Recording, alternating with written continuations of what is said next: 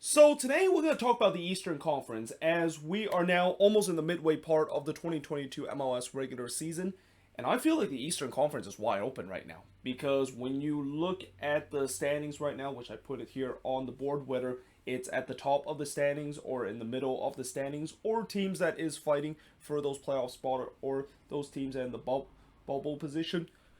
it feels very close right now, and it feels like unlike last year where we saw in the Eastern Conference where we knew that New England were head and shoulder above everybody else, and the big question now is who can of course get that second position, and we had kind of like a log jam throughout the season. This year, it's pretty much just feels like it's a log jam as the whole conference itself, because when you look at first all the way down to seventh place, it's only separated by 7 points, and then when you go look at 7 through 14 position, that's also only separated by 6 points. And I haven't even got to the point where Charlotte, who is currently have the last spot in the playoffs, if the playoffs would have started today, they actually have played the most game out of anybody in the Eastern Conference. Well, they, along with New England, Orlando, and the Red Bulls, have played the most game out of everybody. So teams below them actually have games in hand, and who knows when these teams that is below the red line get those games in hand over these two teams that is just above the red line in New England and Charlotte, that could definitely throw in more chaos in terms of how the standings could look as time goes. But as I said, I feel like the Eastern Conference is wide open right now, and I'm kind of just gonna take a look at every team in terms of what they have done so well and what are some of the concern maybe they will have as the season goes along. Because I feel like when you look at the East, another thing that I want to say is that there really isn't one that you can say that they're the clear favorites of potentially making MLS Cup right now. And I think you can maybe make the argument the same when you look at the Western Conference too. But I think there are some people that know who exactly is most likely is going to reach MLS Cup in the Western Conference, especially. That team probably is going to be coming out of the Cascadia region itself, as it has been for the past 8 years. But that's just not been the case. I mean, that's the one good thing about the Eastern Conference, unlike the West, where there seems to be parity in the Eastern Conference in terms of which team, of course, represent their conference heading into MLS Cup. But let us first talk about the team that is at the top. And speaking of MLS Cup, we got the defending MLS Cup champion, that is NYCFC. And I know a lot of people have said that NYCFC are kind of the clear favorites coming out of the Eastern Conference, especially when you look at this team. It feels like it's well-rounded. They have a very good attack, good midfield, and also a good defense. And not to mention, they also have a goalkeeper that is getting heavy consideration, not only with the U.S. men's national team, but maybe even be starting in the World Cup for the U.S. men's national team in a couple of months in Sean Johnson. But obviously, the concern, I would say, for NYCFC, as they currently have a record of 8-3-3 and score 26 goals, while giving up 11 with a plus 15 goal differential and 27 points. And, well, actually, before I say about the concern, well, the good thing, at least for NYCFC, is that they only play 14 games, which is 2 more games than their intercity rival, the Red Bulls, who is just right behind them, and also 1 more game than the other teams that is below them, that is Philly and Montreal. They can win those games in hand. They can maybe extend that Eastern Conference top of the standings by a little bit. But the concern I would say about this NYCFC team is not just the fact that we don't know whether or not if Nick Cushion can continue the good things that Ronnie Daly has done. And even though I've said that he could, one of the things that when you look at NYCFC in terms of their coaching changes, which they have had a lot in just a very short tenure in MLS, is that it doesn't always go very, very well immediately. I mean, whether is when Patrick Vieira left NYCFC and Dome Tehran took over. Dome Tehran actually struggled with NYCFC for a bit before he finally got the balance with it. And that goes the same when Dome Tehran left NYCFC and Ronnie Daly came in. And Ronnie Daly kind of had some struggles in terms of getting this NYCFC team to eventually becoming an MLS Cup champion. So, I'm not saying that this could happen again with Nick Cushion, especially he's only named as the interim head coach, and it's going to be interesting to see whether if that interim base that he currently has could turn permanent, as we have seen before for in these last couple of years, where more times or not, when an interim head coach step in, most of the time they could potentially be a permanent head coach if they do well with their job. So yeah, I think think, like I said, the question with the Sutton coaching change and the history of them kind of get off to a slow kind of start with a new head coach could maybe get NYCFC chances to maybe not finish at the top of the standings, but if Nick Cushion eventually figure it out and he can figure this out before the playoffs begin, then again NYCFC is a team that, as many people said, they look like they could be the favorites of going back to MLS Cup and representing the Eastern Conference again. But I would say another concern you would say about this NYCFC team that I don't think a lot of people have noticed, but they've also started to struggle to score goals. Like the goal well seems to dried up a little bit for this team, especially when you look at the last 5 games in all competition. They have not scored multiple goals in all 5 of those games, and that include last night game when they got shut out by the Red Bulls in the U.S. Open Cup. So yeah, that's gonna be something that is a bit concerned, and especially these games when they only score 1 goal, they had Tati Castellanos in the starting 11. I mean, some of these games they didn't have him, and maybe that kind of explains it. But there are some games that they actually had their main number 9 in the starting 11, and yet they still struggle to score goals. And that's when I think there could be some alarm bell ring, because we saw last season when they went through a stretch where they gone a long period without scoring a goal, and that it feels like maybe they're going through that once again. Though at least this season they've been at least able to score a goal every other game, unlike last season. Remember that long goal drought that they were in September, where they if it wasn't for them of not figuring it out, I think they probably would not have that good run that they had in MLS Cup last year, and eventually winning the whole thing. And then we look at their intercity rival, the New York Red Bulls. Currently have a 7-5-4 record and play 16 games while scoring 26 goals and allowing 17 goals, and have a +9 goal differential, and have netted 26 points so far. And I've mentioned before with the Red Bulls, it's been kind of weird to see how their season has begun, where they begin the season where they can't win at home, but they can win on the road, and now it seems like it's kind of backwards again, and that it's still kind of a very strange kind of a team, and maybe kind of a team that I would say is overachieving a little bit, because I didn't expect the Red Bulls to be this good heading into the season. I thought maybe this is going to be another year where they go through a transitional period, and it feels like, as I always said with this team, every time I doubted this team, that this team always proved me wrong and somehow get themselves into a good playoff position, and it seems like that, of course, is the case once again. But like I said, we'll see whether or not if that can last. And not to mention, just because they make it to the playoffs, what's going to happen when playoff time comes? Is it going to be the annual disappointment that we've seen with the Red Bulls, where it doesn't matter when they do make it to the playoffs? Like, their fans know that this team is good enough to make it to the playoffs. Like, they have one of the longest active playoff streak in MLS right now, but it's all about what happened when they do make it to the playoffs. And especially, I feel like this year there's even an added pressure with the way that their intercity rival has already won the MLS Cup, and that they've been trying to chase that for since the exception in the league, and that there's pressure of them to trying to do well in the playoffs. And we'll see whether if that means that maybe the Red Bulls will maybe rest some guys as playoff time comes, and that they maybe have secured the playoff position, because again, this is a team that is solely focused on the playoffs, and they don't really care where they actually finish in the standings. Now we get to the next team, the Philadelphia Union, with a 6-8-1 record, and have scored 20 goals while allowing 11 goals, and also have a +9 goal differential and have 26 points. The reason why they're in third place is because if we go with a tiebreaker, they have less win than the Red Bulls right now, and that's also kind of the problem for the Union, at least in these past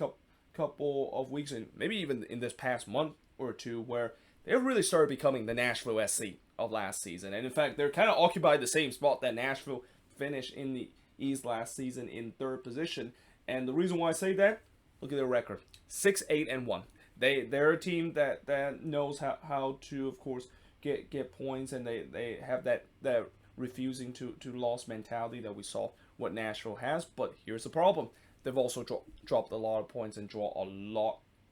of games too. And just like Nashville last season, it seems like there is that problem in terms of the number 9 position, and the attack of this team is just not there in terms of being an MLS Cup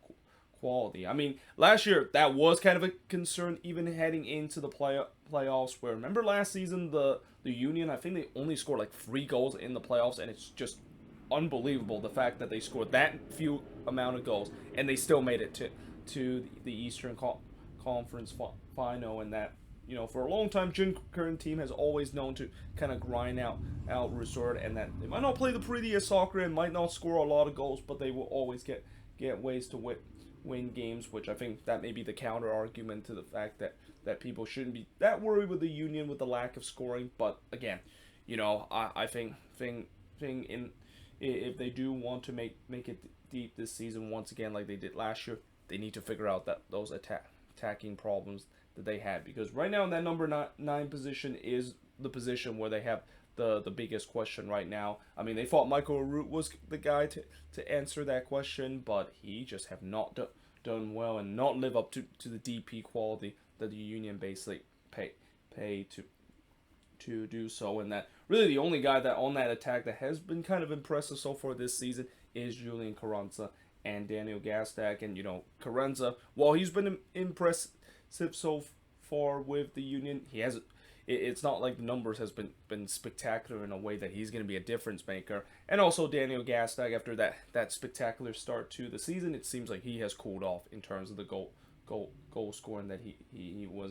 was in. And maybe that also kind of explains why the Union are really struggling to score goals, because it feels like earlier this season it was Gazdag or bust, and now it seems like it has gone bust, and now that's why the Union is having problem in terms of scoring goals. Now, we move on to the next team, Orlando City, who have a 7-4-5 record and have scored 20 goals while allowing 22 goals with a -2 goal differential. It's very rare you see a team that this high up the standings have a negative goal differential, but they also have 25 points. And I guess a lot of the reason why they have a negative goal differential is because this team is very inconsistent. Like this team I've talked about before, where if you want to talk about a team that is the most inconsistent team right now in the league, it's got to be Orlando City. Like this team, they not only they never get on a winning streak, but I've said before, they got through this pattern where it's like they win, they drew, they lose, they win and drew and lose. And while an inconsistent form sometimes will get you enough to make it to the playoffs, it does not get you that far once the playoffs does start. And I think that's going to be something that Orlando City is going to have to figure out. And especially, I think another thing that they might need to figure out, just like the Union, maybe on the goal scoring department. I mean, just like the Union, I know some people say, well, 20 goals is pretty good, right? Not really, when you especially look at the attack. And I feel like that the attack at times could also be inconsistent too. I mean, the last game, for the most part, they look good against the Dynamo, but then there's games where they just look like they're a non-factor whatsoever. So that's going to be something that they're going to have to address, because even though Orlando is in 4th position right now, and they can maybe even go as high as 3rd or 2nd depending on how this week goes, I don't think a lot of people will think that they are a threat, and that they're going to be like what we saw from last season, where I know a lot of people saying that Orlando City was kind of the top pretenders that made it to the playoffs last season, because this team just aren't. Last season, not only last season they just couldn't beat anyone that is in the playoff position, and they were taking advantage of getting wins against garbage competition. Well, now this time it feels like they're taking advantage of just able to be kind of inconsistent, but still be able to get enough resort to get themselves into a playoff position. And then we follow by the next team, that is Montreal, who, as I mentioned before, this is one of the teams that a lot of people picked as a dark horse favorite and a team that could sneak into the playoffs. And so far, they're in a playoff position. And I know a couple of weeks ago, they were definitely in a position where all of a sudden, not only they weren't considered a dark horse anymore, but maybe even a team that could become like the Colorado Rapids of last season. Well, unfortunately, that seems like ever since they got themselves at the foot of, or not at the foot, but at the top of the Eastern Conference, yeah, things have not gone so well for this Montreal team. I mean, it feels like they're back in turn of that bad form that they had in the beginning of the season. as they currently have a 7-2-6 record, 28 goals, 27 allowed with a +1 goal differential, and have 23 points. By the way, the 27 goals that they have allowed so far, only Toronto FC have a worse defensive record, and that defense at times has been a problem for this Montreal team. So yeah, that's going to be something that I think they're going to have to look into it, because overall I think this Montreal team is a team that could be a dark horse and could be a team that can surprise a lot of people once they go into the playoffs. But again, as I said many times with dark horse team, yes, they might do good enough to make it to the playoffs, but once playoff time begin, that's when those dark horse teams maybe struggle because of the lack of experience. But in the case of Montreal, they need to figure out that defense too, because we've seen before where when teams that is able to go deep into the playoffs, it's not just because of they have difference maker, which this Montreal team does. I mean, they have Georgi Mihailovic. He can definitely be their difference maker once the playoffs start. But also teams have good defense that goes deep into the playoffs, and that's what Montreal does not have right now. And then we look at the next team, that is the New England Revolution, and the Rams are slowly starting to get themselves back into a spot where we expect it to be. I mean, after last season when they run away with the rest of the pack, I think a lot of people were a little surprised the fact that they got off to a slow start, and it's not just because of the CCL hangover, but when you look at how they play right now, yeah, it's clear that they have dropped a step or even two in terms of the level that they had. And now the big question with New England heading into the rest of the season, how are they going to do without Adam Buxa and Matt Turner? And at least so far, Matt Turner's replacement in Georgi Petrovic, he has done pretty well in the limited games that they had. But, there is still that question in the attacking front of who can, of course, take the low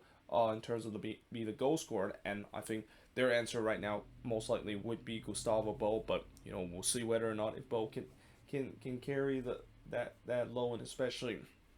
the fact that he's just came back from injury. But yeah, I mean this Revs team, it's definitely not as strong as what we saw in previous season, but like I said, they're slowly making their way up in the standings. Though again, they have played some of the most games so far this season out of any team, with a 6-5-5 record, and have scored 27 goals while allowing 26 goals and have a +1 goal differential and have 23 points. Again, another thing that this Revs team have not done very well this season is on the defensive department, but also in terms of the goalkeeping itself too. Like, in the beginning of the season, they had to start a couple of goalkeeper to trying to figure things out while Matt Turner was out injured. And yeah, those goalkeeper that was just kind of be in place with Matt Turner didn't really quite work out and gave up some very bad goals. But it's also the defense wasn't that good to heading into the beginning of the season. That kind of led to them having a really slow start, but also mainly because of the CCL hangover. And then we look at number 7, which is one of the most surprising team right now that is above the red line, and if not the most surprising team, I would say, is going to be Charlotte FC. Now, again, yes, Charlotte has done a good job this season, and that they have definitely exceeded expectation, especially under Miguel Angel Ramirez, with them having a 6-2-8 record and have scored 16 goals while allowing 19 goals and had a -3 goal differential and have 20 points. But obviously, I can tell that if there's any team that is above the red line right now that you can say that could easily fall out of it, it's got to be Charlotte FC. I mean, there's the question of not only goal scoring, but also with them dismissing Miguel Angel Ramirez. And I mentioned before, yes, their interim head coach Christian Lezano did get them their first win without Miguel Angel Ramirez, but a lot of that has to do with a new coach or a new interim coach boost that I've always mentioned a lot, and we'll see whether or not if that is gonna continue, because we've already seen that new interim head coach boost have started to kind of run out in some of these head coaches that have already been fired. That is DC United and the San Jose Earthquakes, and you wonder will the wheels start to kind of come off with Charlotte FC. But either way, even if they don't make it to the playoffs, it is still considered a successful full season, because like I said, not many expansion team able to make it to the playoffs in their first career, and especially with how turbulent this expansion season has been for Charlotte FC. It would be a miracle the fact that they don't finish in the wooden spoon spot with how much adversity that they had dealt with, and the fact that they're now fighting for playoff position is nothing short of a miracle. But as the old saying goes, every miracle and every Cinderella story eventually will strike midnight, and we'll see whether or not if Charlotte can continue that, and that it feels like maybe this is unsustainable with the way that they through. And it's also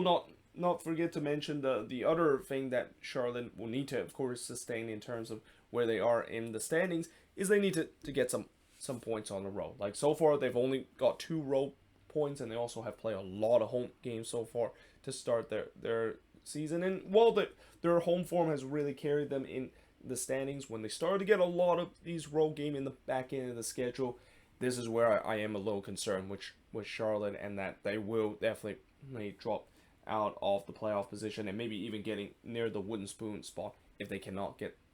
some of these road points that they have lack of doing and are still trying to chase for their first ever real win in franchise history.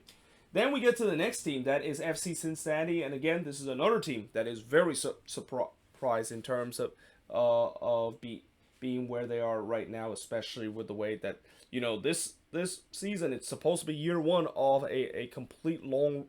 overhaul and a long rebuild that they're going through, and currently have a 6-2-7 record.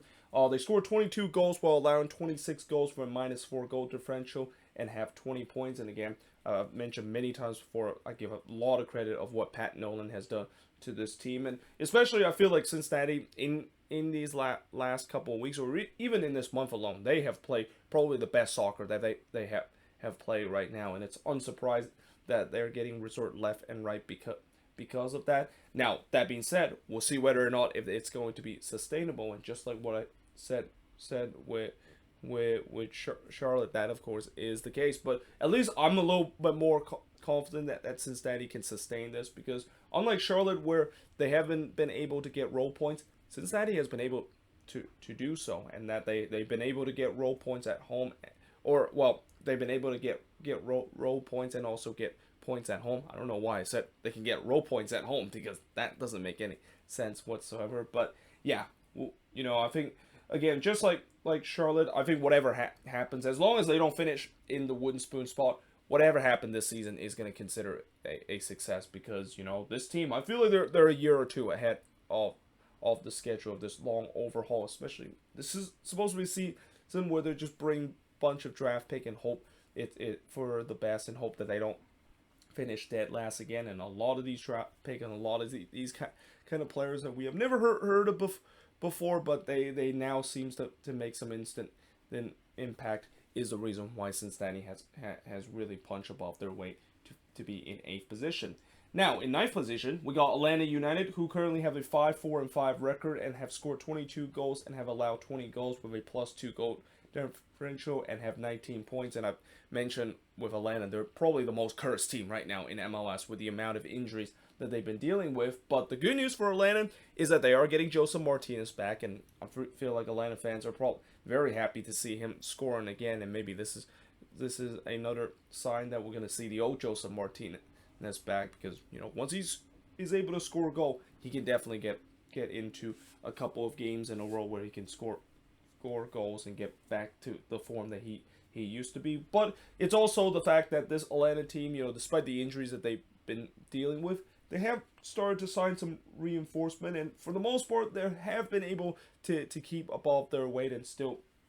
be able to be within a touching distance of the playoffs. In fact, they, with the games that they have in hand over both Cincinnati, Charlotte, and New England, and that they're one of those 4 teams that have only played 14 games, they can definitely get themselves above not only above the red line, but could be in a comfortable spot in the playoffs if they can win those games in hand. But of course, that's the big if, because when you have games in hand, just because you can use that as a way to get yourself above the standings, doesn't mean that always work, because you have to win those game in hand. And we'll see whether Gonzalo Pineda team can do so, especially with the way that they have got their most important player back, and also started to get some reinforcement, and also those guys that is coming in to cover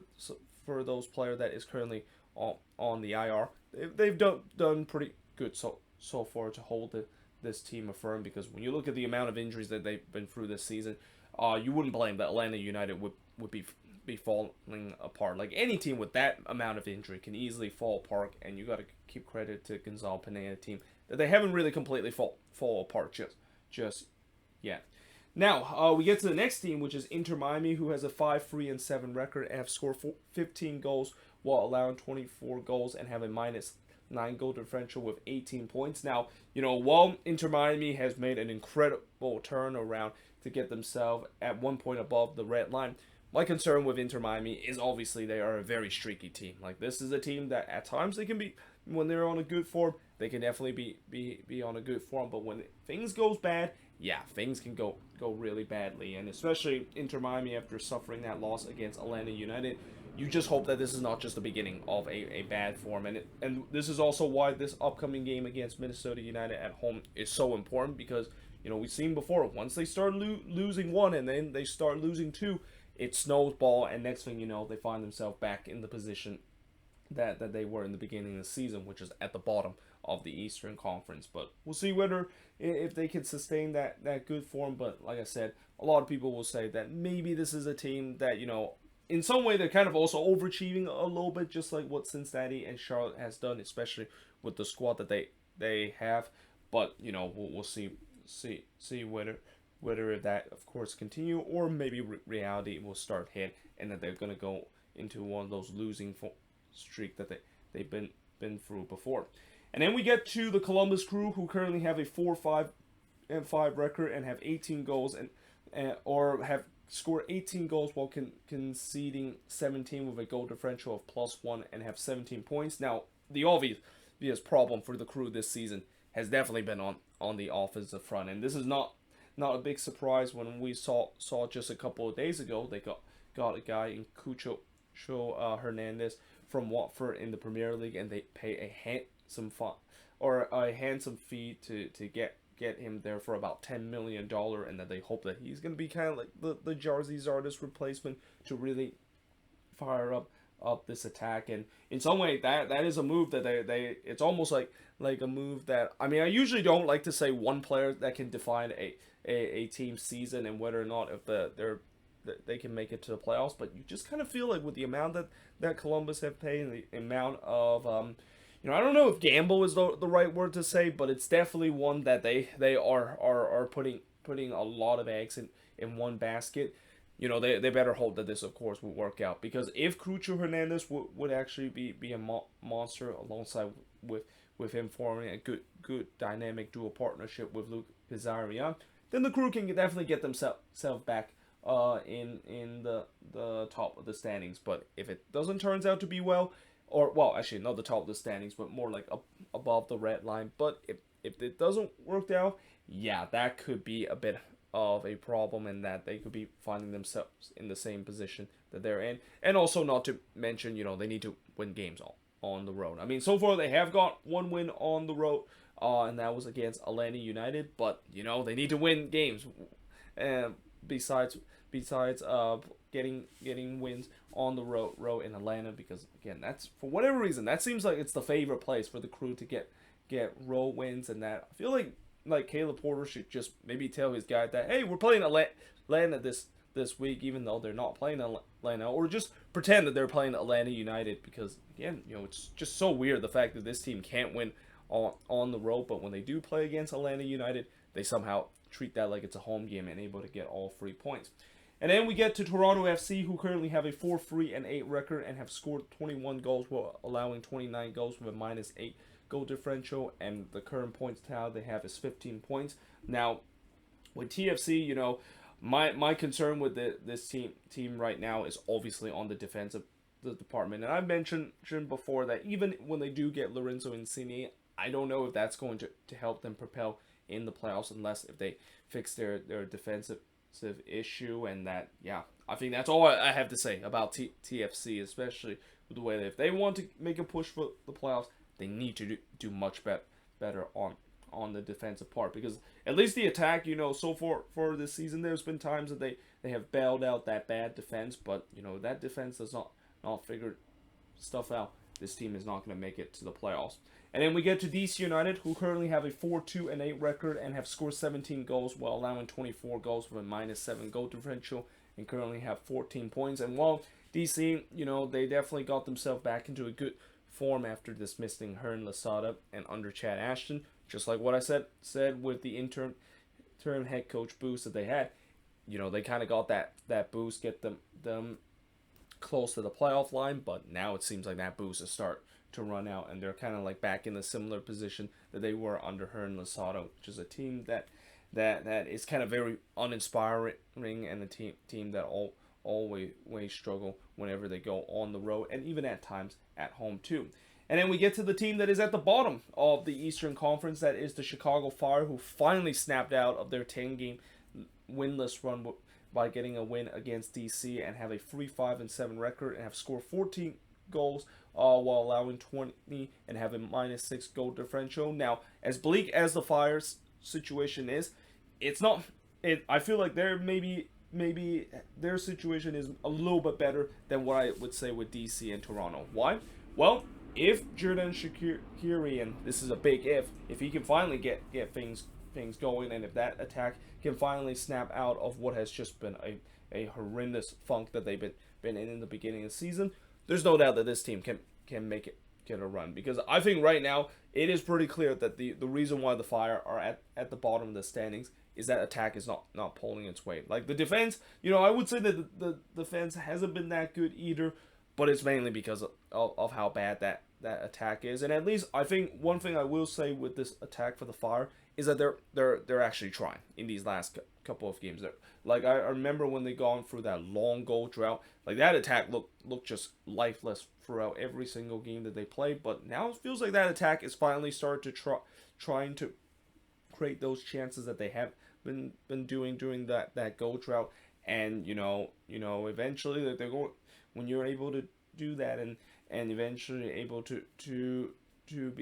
be better in terms of finishing, then yeah, I think this team could definitely go on a good run. And like I said, I think that last win, against DC, I can't address that. I can say that win not only is exactly what they needed, but is also kind of maybe a season saving win, with the way that if they have lost that game, I think a lot of people would have wrote the Chicago Fire off. But I feel like the Fire can are still alive if they can figure out that attack. And overall, out of all these teams that's near the bottom standings, their season is not done yet, with the way that they're pretty close above the red line, and they do have games in hand over the teams that currently owns the last 2 spot in the standings. And this is also the reason why, when you look at the Eastern Conference right now, it is just wide open, with whether it's at the top of the standings, at the middle part of the standings, or those playoff position as we head into the second half of the season. But let me know in the comments below, what do you think of this video, and do you think the Eastern Conference is wide open, and what's your prediction is going to happen in the second half of the season? Is it going to stay as tight as what we've seen so far in the first half of the season in the Eastern Conference? But until then, hope you guys enjoyed this video. If you do, make sure you guys leave a like, smash the subscribe button, and yeah, I of course will see you guys next time.